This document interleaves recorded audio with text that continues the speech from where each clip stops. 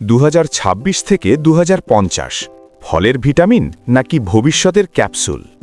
2026 সালে আমরা ফল খেয়ে ভিটামিন নিচ্ছি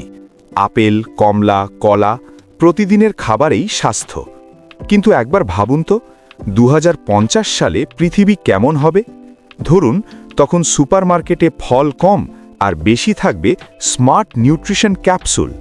একটা ছোট্ট ট্যাবলেট খেলেই পুরো দিনের ভিটামিন মিনারেল প্রোটিন সব একসাথে আজ আমরা আপেল খাই কিন্তু 2050 সালে হয়তো মানুষ খাবে ল্যাব গ্রোন ফল যেমন বিজ্ঞানীরা ইতিমধ্যে কাজ করছেন কৃত্রিমভাবে তৈরি খাবার নিয়ে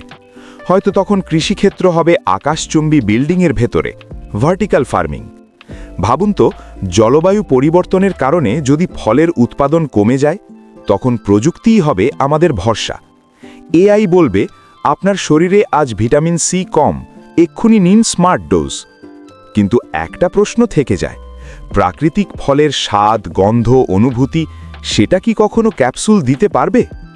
2050 সালের পৃথিবী হয়তো হবে দ্রুত ডিজিটাল স্মার্ট কিন্তু স্বাস্থ্য থাকবে সেই পুরনো নিয়মেই প্রাকৃতিক খাবার সঠিক জীবনযাপন আর সচেতনতা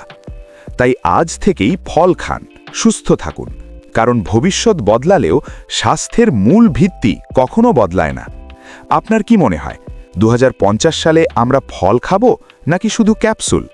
কমেন্টে জানিয়ে দিন আর চ্যানেলটি সাবস্ক্রাইব করুন নতুন নতুন চমৎকার ভিডিও পেতে লাইক দিন